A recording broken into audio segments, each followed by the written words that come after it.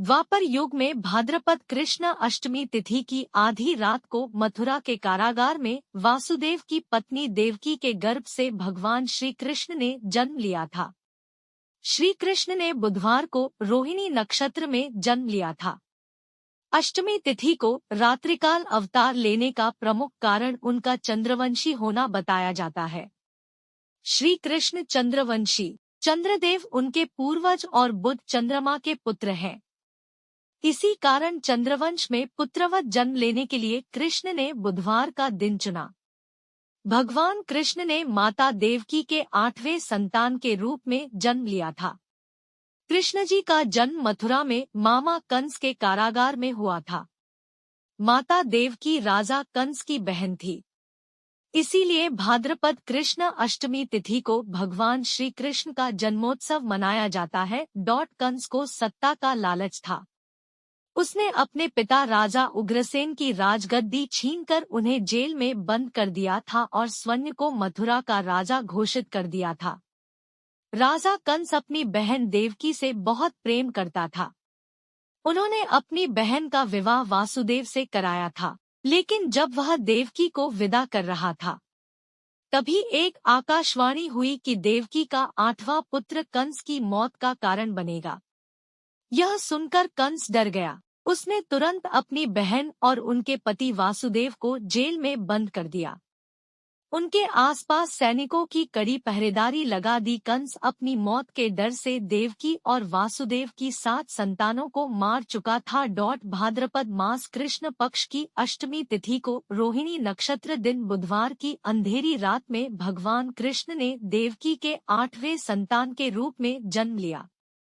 श्री कृष्ण के जन्म लेते ही कोठरी प्रकाशमय हो गया। तब तक आकाशवाणी हुई कि विष्णु जी ने कृष्ण जी के अवतार में देवकी के कोख में जन्म लिया है।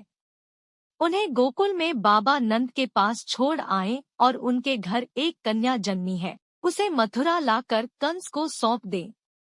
भगवान विष्णु के आदेश से वासुदेव जी भगवान कृष्ण को सूप में अपने सिर पर रखकर नंद जी के घर की ओर चल दिए।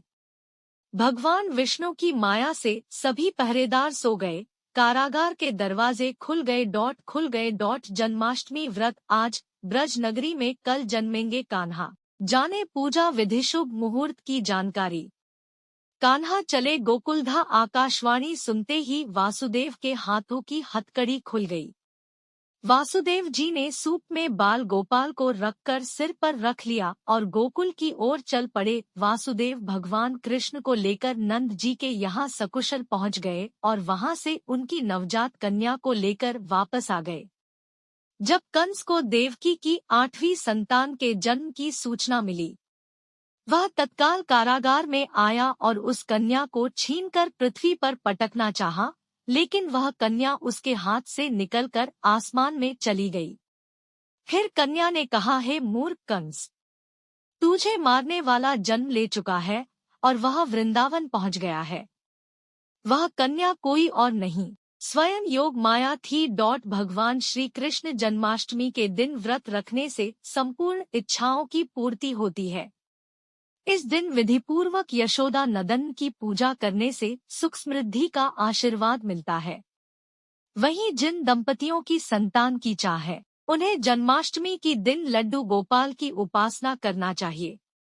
ज्योतिषाचार्य के अनुसार इस वर्ष विशेष ग्रह नक्षत्र में होने की वजह से जन्माष्टमी को काफी शुभ माना जा रहा है।